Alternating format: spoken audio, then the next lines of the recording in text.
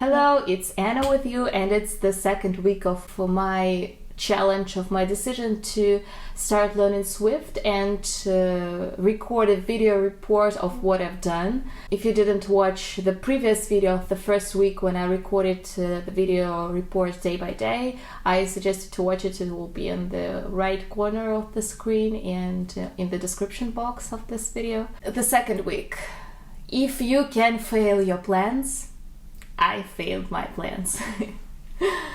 Yeah, right now I'm smiling, but I'm really frustrated about it because I planned basically what I wanted to, how I wanted to improve myself is to learn basics of Swift, is to work on designing the app. Another course I'm following about Swift, and I really want to broaden my knowledge of programming by watching CS50 course of Harvard University. And the thing is that I planned lots of things to do, and as for CS50 course, I only watched one lecture. I planned to submit exercises and watch extra videos, but I didn't do that. What else? About basics. Yeah, I only covered the topics of inheritances, but nothing else. And about, But as for working with Xcode, I really progressed a lot. I finished the course I'm following, the first, it's not the whole course, but kind of chapter, which the YouTuber Code with Chris suggests. It's not the advertising and collaboration video, but I really recommend you to start with this course. I'll put the link in the description box. And yeah, if you know very cool stuff, very cool courses, please write them down in the comment, and I will, try to collect them and put into the pinned message after in the comment, and so that other people can see. I want these videos to be very natural, to give you the report, but at the same time I want to bring value to you guys, and so I want to have a kind of conclusions and things I noticed, things that I can advise for others to do. Conclusions for this week is the first one: do not regret that or do not be sad, frustrated about things that you haven't done. We are all human beings, so as to give you the example why I didn't do that much as I wanted to do. The thing is that we all need to eat to live, and you need money for that. And so I was searching for other freelance projects and finding new clients. I'm teaching, I'm giving private lessons of English and Chinese languages. And so the thing is that I spent a lot of time by searching for new clients, because clients I found the last month, it wasn't enough. I needed to spend more time to search for new clients.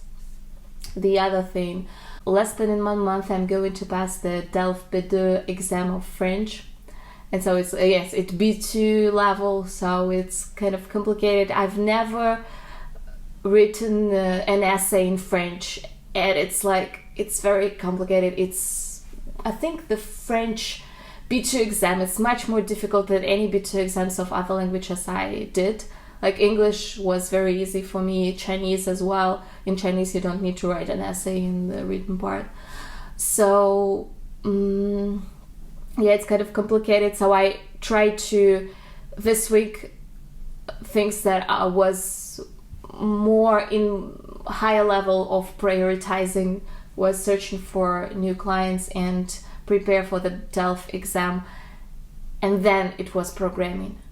So my suggestion is just to let things go like this. Just remember that programming or the new thing you started, just bear it in mind, and the next week maybe you'll devote more time for this. But right now, that's how it is, and don't regret. The second thing I noticed is that when you can touch something you created, when you created something, it really inspires you to do more. Like in this week I worked more with the Xcode, and so the thing is that like I launched the app. It wasn't the real app. I'll show you what it is. So I launched it in my phone. I opened the app and I could touch the buttons and it works, and yeah, it fascinates you. So like my goal is to maybe make up some ideas what I want to create, and maybe try to work on this project, and by that learning the language, by that thing. That's also what I watched some couple of videos how to better learn programming, and almost everyone suggested to put your knowledge into practice. Not like you do some exercises after the tutorial. It's not that thing. You need to create your own project so that you will implement your knowledge and you will see the result. That will inspire you, and that will give you the product that you can show to your future employers or future clients.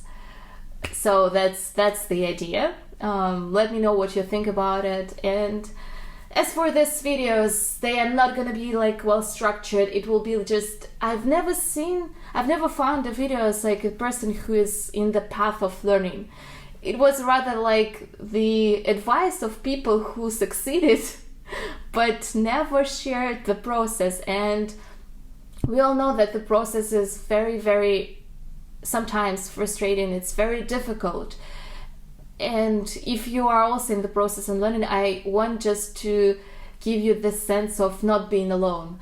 We are all human beings. We all have the moments of failures, the moments of success, and just the most important thing is just to continue to follow your dreams. As simple as it is. And if you have any advice for me, if you are more experienced, I would like you to share that knowledge with me. So please leave me a message or the comment below this video, and I feel more inspired, even though this week I literally failed. And if you find it strange that the previous video was like maybe 1 month ago, and this video about the second week I'm telling, it's because I'm not uploading them, I'm not editing the video just after week by week, because I have some other ideas, some other materials, and it takes some time to edit the video because I cut it. Even though you think that it might be just my speech without any logic, but the thing is that I make some notes, and I cut some parts that I think are unnecessary to put in this video. So that's it for this video. Thank you very much for watching it, and see you in the next video. Bye bye. Peace out.